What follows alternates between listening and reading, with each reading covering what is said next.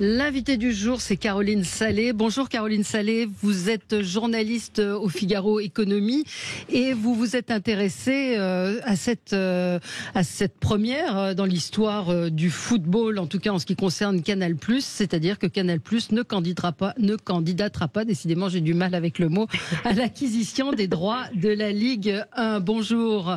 Bonjour. Bonjour. Alors, racontez-nous un petit peu ce qui s'est passé. Est-ce que c'est un coup de tonnerre? Est-ce qu'on s'y attendait ou est-ce que ça a fait l'effet d'une bombe, cette annonce de Canal+?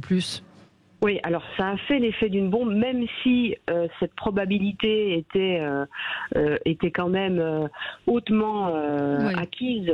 Il y a déjà depuis un moment un peu de l'eau dans le gaz entre la Ligue de football professionnel et Canal+. Si on remet un peu les choses en perspective, on a eu l'arrivée en 2018 de Mediapro qui avait candidaté pour les droits de la Ligue 1, qui avait proposé beaucoup d'argent. Finalement, cet acteur espagnol a explosé en vol. Et à cette époque, Canal+ avait été un peu mis sur le banc de touche.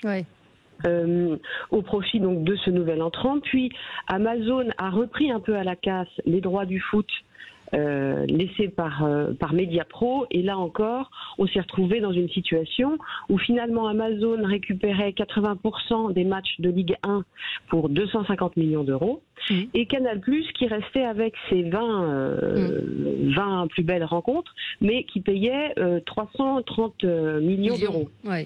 Voilà, donc ça a été assez mal vécu. C'était une cote très mal taillée, quoi. Il leur restait vraiment une portion très faible des matchs. Alors aujourd'hui, dans l'appel d'offres, les sommes elles sont dingues parce que ils réclament. Il y a donc deux lots, un lot premium et un lot secondaire.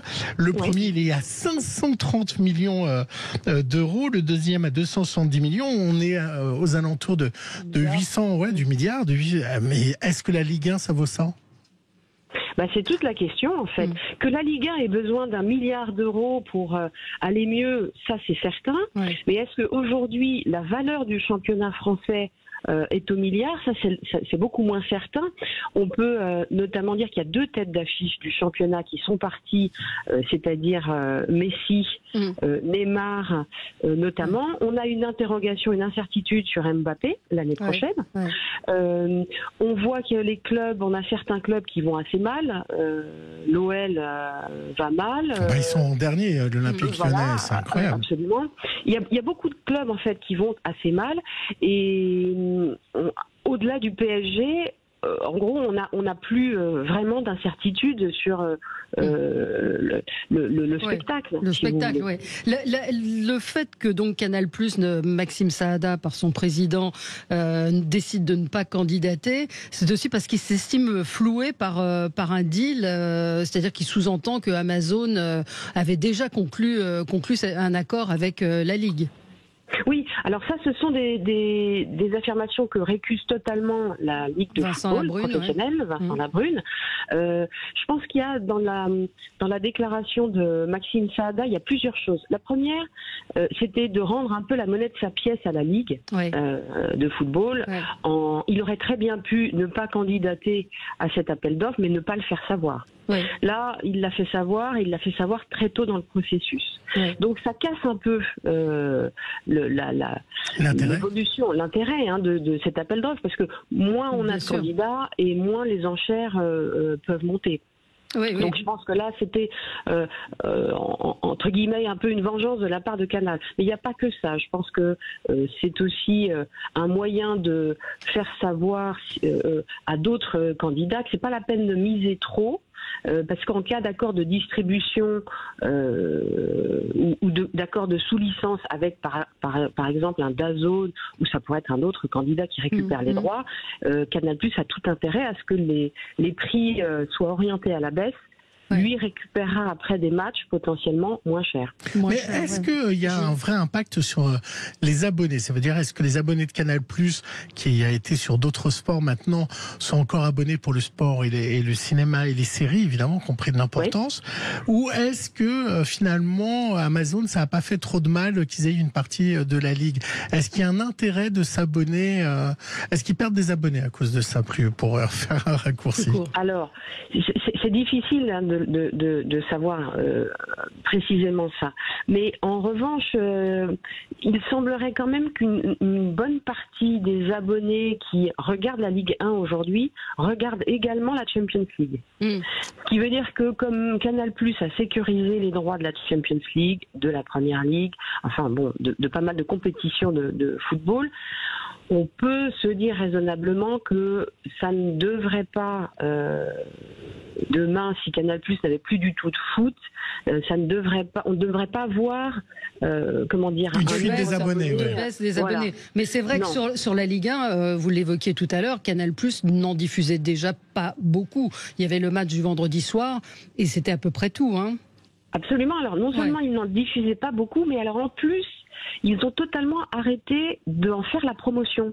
Si vous regardez, ça fait longtemps qu'il n'y a pas de marketing autour de la promotion de la Ligue 1. Donc ça fait déjà très longtemps que la Ligue 1, dans les offres de Canal, est un peu mise de côté. Est-ce que ça peut faire baisser d'une manière plus générale le prix des droits? C'est ce que vous titriez dans ce que vous disiez dans un de vos articles, un cycle perdant, perdant, perdant. Alors, ça, c'est toute la question. C'est-à-dire, moins d'argent, c'est potentiellement un spectacle de moins bonne qualité. Parce que quand on regarde, en tout cas, l'argent qui est injecté dans d'autres clubs européens, il y a quand même une corrélation entre le spectacle sur le terrain, l'intérêt du spectacle et l'argent qui est dépensé. Et la France, de ce point de vue, est assez mal lotie. Donc, on est dans un cercle vicieux où moins d'argent, mais ça veut dire moins d'argent pour recruter de très bons joueurs, par exemple. Ce qui veut dire moins d'intérêt peut-être pour le spectacle. Donc, effectivement, dans ce cercle vicieux, tout le monde est perdant. Et Valérie, Canal+ qui a fait un joli coup, parce que Canal+ a sécurisé les droits de l'Arabie Saoudite. Vous avez vu que les plus grands joueurs, y compris certains joueurs français, sont partis là-bas. Donc le championnat d'Arabie Saoudite va être une curiosité avec tous les anciens et les anciens champions. Et ils ont sécurisé ça. Et ça, moi, je pense qu'il y a des gens qui sont prêts à payer pour revoir Benzema, pour revoir Messi, pour voir. Et puis, évidemment, il y aura beaucoup d'argent, donc beaucoup de choses autour du stade. Donc, ça, c'est la vraie bonne idée. Caroline. Oui. Alors, en fait, pour l'instant, l'audience est très minime. Mais c'est vrai que, à la différence de la Ligue 1, les stars, en fait, on a des stars du football qui sont maintenant partis et qu'on peut voir ailleurs. Donc, c'est très malin de la part de Canal. Ça coûte pas cher à acheter. Et puis, ça peut faire un peu d'audience parce qu'on a effectivement des grands noms du football. À titre de comparaison, Caroline, je vous interromps, c'est combien le championnat de l'Arabie Saoudite? Je l'ai plus en tête, là, je suis désolée. Mais on n'est pas du tout dans le même ordre de grandeur, absolument pas que les droits télé de la Ligue 1, ça c'est certain. Alors un auditeur me dit, de l'autre côté, TF1 a annoncé l'acquisition des droits de diffusion de l'intégralité de l'Euro du foot féminin en 2025. Donc là, sur TF1, il y a un retour effectivement du foot assez fort. Le foot féminin est moins regardé tout de même, mais en tout cas, visiblement, TF1 s'y intéresse. Oui, alors là, si on remet un peu les choses aussi, pareil, dans un contexte plus large, on a vu que personne ne voulait remettre de l'argent, enfin en tout cas pas les sommes demandées, pour le mondial de foot féminin. Mais la compétition se jouait très loin, les horaires étaient pas forcément idéales pour la télévision française. Là on a quand même ça se tiendra en Suisse, donc pour nous les horaires sont idéales. Et ça peut faire un peu d'audience et ça reste à des prix qui sont finalement assez bas. Donc on peut potentiellement les rentabiliser quand on s'appelle TF1. Est-ce que cette affaire entre la Ligue et Canal+ peut se terminer devant les tribunaux? C'est possible. Probable. En tout cas, quand on regarde la teneur des courriers de Maxime Saada et de Vincent Labrune, on se rend compte quand même que la réponse est faite en partie prémunir d'une éventuelle action en justice. Et c'est peut-être Vincent Labrune qui la déclenchera. Parce que ça peut porter un préjudice à l'appel d'offres. Oui, c'est ça. C'est ça. Et donc c'est ce que un observateur vous a dit. Afficher sa fermeté est un moyen de dire la Ligue est suffisamment solide pour se priver de Canal+. Aussi. Oui, c'est ça. C'est de dire que malgré la non-présence du premier argentier du football français sur les droits télé, puisque c'est encore Canal qui met le plus d'argent aujourd'hui dans le championnat en termes de droits télé, le processus peut aller à son terme et tout peut se passer correctement. Mais ça... C'est à suivre. En tout cas, on vous lira dans le Figaro. Merci Caroline Salé d'avoir été avec nous et de nous avoir éclairé sur... et puis on peut noter que le rugby cartonne, Valérie. Les scores du rugby sont incroyables. Absolument. C'est une Coupe du Monde aussi. C'est une Coupe du Monde, c'est vrai. C'est différent. Merci à vous. Merci beaucoup. Bonne journée. Merci à vous aussi. Le supplément média aujourd'hui avec Anne Jouan. Bonjour Anne Jouan. Bonjour. Vous êtes journaliste d'investigation. C'est vous qui, entre autres, avez révélé un certain nombre de choses sur le Mediator, grande enquête sur le Mediator. C'est vous qui avez également révélé dans Hebdo les agissements de Nicolas Hulot. Vous publiez Le Charnier de la République aux éditions Robert Laffont, l'enquête inédite sur le don des corps à la science. Vous le coécrivez avec le professeur Richard Douard et Dominique Ordet. Ils ont chacun été... témoin de ce qui s'est passé à l'université Paris-Descartes. Le Charnier de la République, le mot n'est pas trop fort. Je précise que le livre est vendu sous blister, c'est-à-dire sous plastique pour qu'on ne puisse pas l'ouvrir, puisqu'à la fin se trouve un cahier que je montre pour ceux qui nous suivent sur Facebook ou en vidéo, un cahier de photos, les photos de la honte, les photos de l'horreur. Je les ai montrées ici à la rédaction et les réactions ont été... les mêmes que celles que j'avais eues quand vous étiez venu nous en parler à l'occasion de la parution d'un Paris Match de votre enquête. Comment tout cela a pu exister? Comment c'est possible? Ça fait référence, ces images font référence au camp de concentration. C'est une horreur absolue. Comment tout cela a pu perdurer? C'est peut-être la première question que j'ai envie de vous poser pendant des années. C'est ce que vous racontez aussi dans le livre, mais expliquez à nos auditeurs ce qui s'est passé au centre du don des corps. Les personnes, hommes et femmes, qui ont choisi de donner leur corps à la science avaient confiance en l'université Paris-Descartes parce que c'était une institution, c'était le plus grand centre d'anatomie d'Europe et elles y allaient les yeux fermés. En réalité, ce centre connaît des dysfonctionnements depuis de nombreuses années. En matière de témoignages, on peut le dater au début des années 70, qu'on fait dans le livre, et en matière d'images, on peut le dater à la fin des années 80, mais je sais qu'il existe des photos bien antérieures à celles que nous publions et qui montrent la même chose. Les corps étaient souvent rongés par les souris parce qu'il y avait beaucoup de rongeurs au sein des chambres froides. Qui n'étaient pas froides, pardon de vous interrompre, mais ce qu'on apprend dans votre livre, c'est que ces chambres froides, souvent, n'étaient plus froides, ce qui explique ces corps en putréfaction. Au lieu d'une conservation à 4 degrés, très souvent, la température des chambres froides dépassait les 15 degrés, ce qui explique la putréfaction, des corps complètement noircis, moisis. Et chaque année, un quart des dépouilles des donneurs partaient directement à la crémation, faute de pouvoir être utilisés, car ils étaient beaucoup trop abîmés pour pouvoir être présentés. Donc voilà un peu ce qui se passait au sein du temple de l'anatomie française. Est-ce que lorsqu'on donne, ou une famille donne le corps à une université, est-ce qu'il y a un suivi, des règles? Est-ce qu'il y a un questionnaire dans lequel on dit je ne veux pas qu'on teste telle chose ou telle chose, où on donne le corps et puis voilà, c'est fini?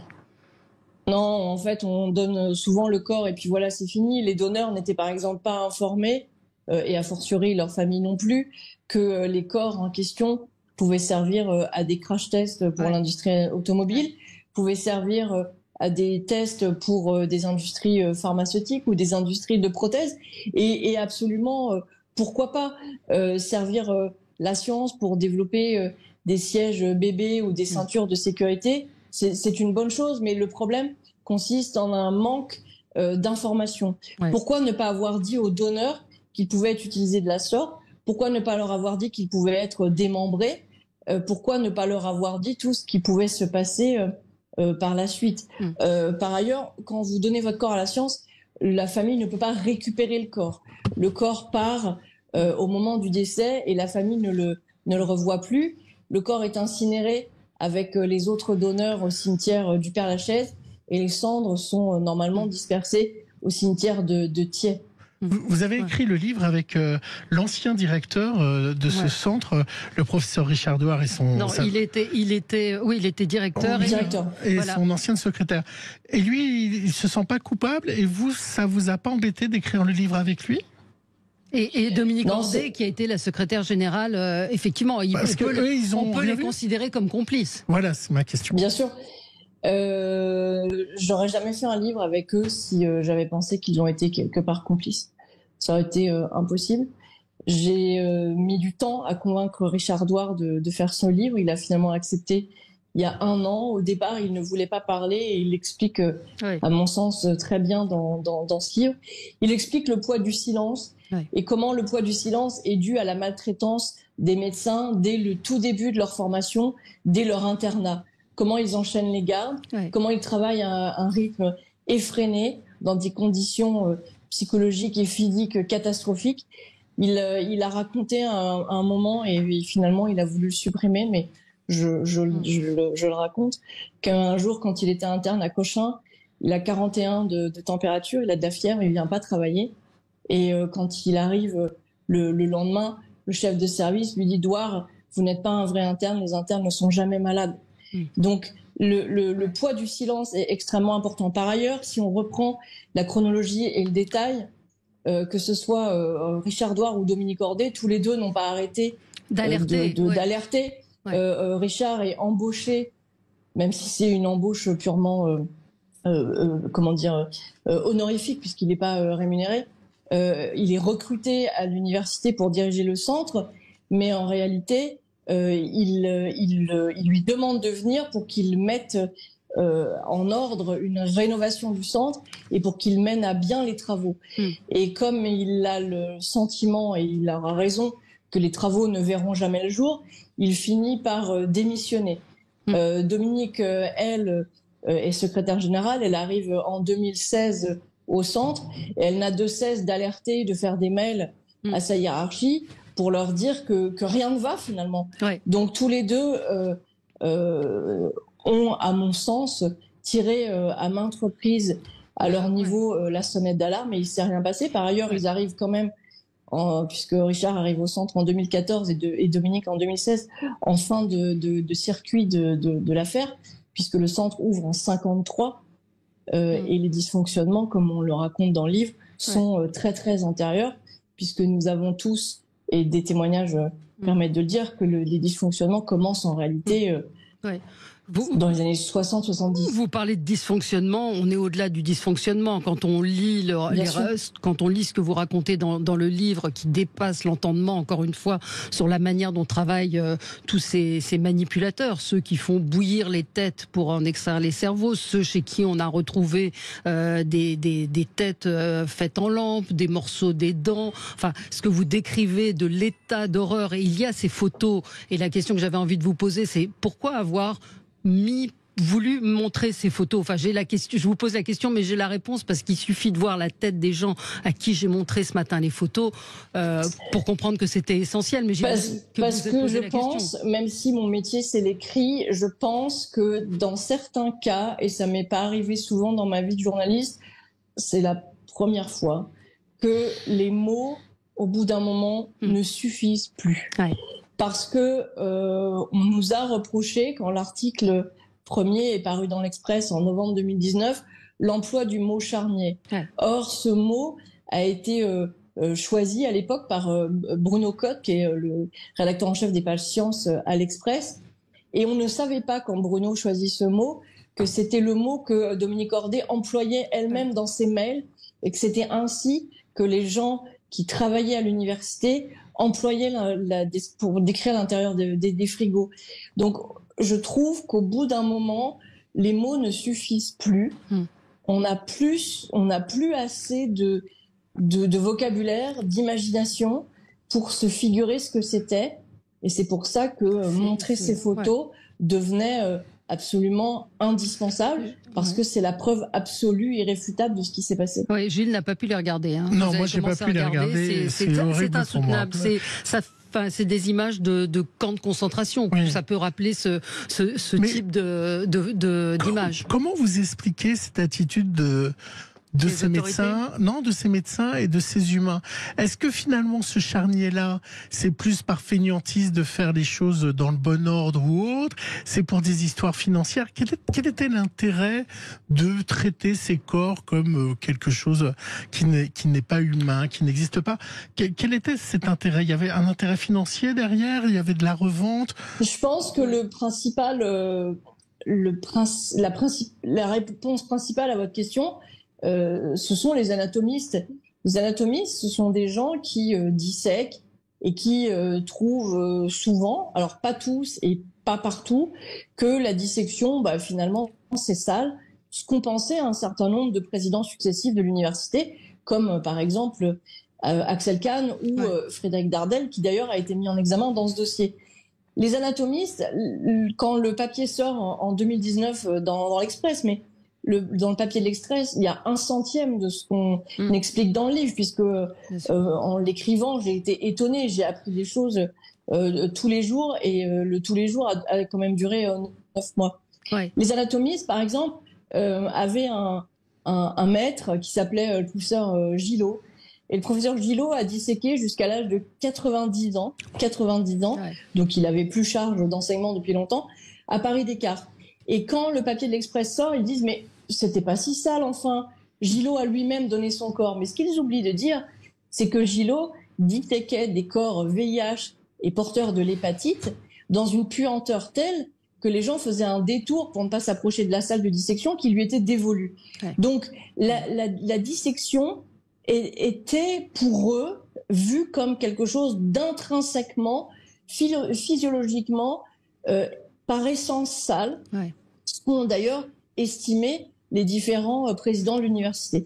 Et ça, c'est une partie de la réponse, et après tout s'enchaîne. Comment voulez-vous que des préparateurs qui n'ont pas fait d'études, certains sont bouchers, d'autres tanopracteurs, qui ont l'immense mérite, d'après ce qu'ils racontent, de rentrer dans les ors de l'université française, puissent avoir des repères quand l'un des anatomistes majeur de sa discipline dissèque des corps VIH et porteurs de l'hépatite. C'est impossible. C'est un monde, c'est ça qu'il faut bien avoir en tête, où les normes, où le bien et le mal, tout ce que vous avez, tout ce dont vous avez connaissance est aboli. Oui. Et à partir de là, tout devient possible. Et on rappelle, vous le disiez vous-même, votre enquête est parue au départ dans l'Express en 2019 et des décisions ont été prises en 2022 ? Alors, le centre ferme le soir même de la mise en ligne du papier de l'Express. D'accord. Et une enquête préliminaire est ouverte dans les jours suivants et une instruction judiciaire dans les mois suivants. Et le centre n'a jamais rouvert et il ne rouvrira jamais. Oui. La majorité, alors je vais lire votre avant-propos, la majorité des corps est à 4 degrés. Je ne veux pas faire de comparaison, mais permettez-moi, vous savez, quand vous mettez un morceau, pardon d'être aussi trivial, de viande à moins 18, il peut être conservé pendant des années. Mais un morceau de viande à 4 degrés dans un frigidaire au bout de 15 jours, 3 semaines, il n'est plus valable. C'est le professeur Guy Valencien qui, devant le conseil départemental de l'ordre des médecins, a ces propos qui sont un petit peu plus longs. Pourquoi avons-nous cette spécificité de corps gardé à 4 degrés? Parce que cette dissection est bien meilleure. Enfin, on parle à des familles de victimes et on leur explique que c'est un bout de viande, c'est ça? C'est ce que répond l'une des familles d'une de ces personnes dont le père a été... oui, ce passage est très intéressant, c'est pour ça que j'ai choisi de le mettre dans l'avant-propos. En fait, le professeur Guy Valencien, c'est une sommité dans le monde de la médecine en France. Il a été l'urologue de François Mitterrand, il a été conseiller de différents ministres de la Santé, que ce soit Roselyne Bachelot, Jean-François Mattei, Xavier Bertrand. Il a tenu la semaine dernière un grand raout à Chamonix dans le cadre de son think tank sur le management de la santé, auquel étaient conviés et sont venus 3 ministres en exercice, Stanislas Guerini, Aurélien Rousseau et Monsieur Lescure, le ministre de l'Industrie, plus une ancienne ministre, Elisabeth Hubert, le patron de la CNAM, le patron de la Sécurité sociale, la patronne de l'Agence du médicament, tout ce que l'industrie pharma compte de sommité en France, etc. Et le professeur Valencien a une double casquette puisqu'il a ouvert une école privée de chirurgie au sein de l'Université Descartes. Et quelques années plus tard, il est devenu directeur du centre du don des corps, donc il cumulait les deux. Et en fait, il achetait des corps à des tarifs très préférentiels qu'il avait en tant que directeur pour, via son école européenne de chirurgie, les revendre à l'industrie. Mais tout ceci était parfaitement légal, encadré, connu et tamponné par l'université. Est-ce que lui est mis en examen? Qui est mis en examen dans cette affaire? Alors Guy Valencien n'est non seulement pas mis en examen, mais il a... non, il est pas mis en examen. Les seuls mis en examen sont 2 préparateurs dont on parle dans le livre et auxquels vous avez fait allusion tout à l'heure, qui sont ceux chez qui moult têtes, dents, etc. ont été saisies. Frédéric Dardel, l'ancien président de l'université, qui était après conseiller ministériel de Frédéric Vidal, et enfin l'université en tant que personne morale. C'est justement à cause de tout ce bougli-bougla politique qu'on a choisi d'appeler ce livre Le charnier de la République. Merci beaucoup Anne Jouan d'avoir été avec nous. Merci à vous. Ce livre est indispensable, essentiel pour comprendre ce qui a pu se passer. C'est une lecture qui se fait de façon très accessible, j'ai envie de dire, pour nos auditeurs. Et puis ce sont des chapitres assez courts. C'est un livre à 3 voix. Vous, Anne Jouan, le professeur Richard Douard et Dominique Ordet, qui expliquent. Alors on parle d'anatomie, on parle de fonctionnement d'une institution comme celle-là, et puis les photos. Maltraitance. Et puis de maltraitance, et on voit les photos à la fin qui sont absolument abominable. C'est paru chez Robert Laffont et bravo pour cette enquête. Anne Jouan, merci d'avoir été avec nous ce matin.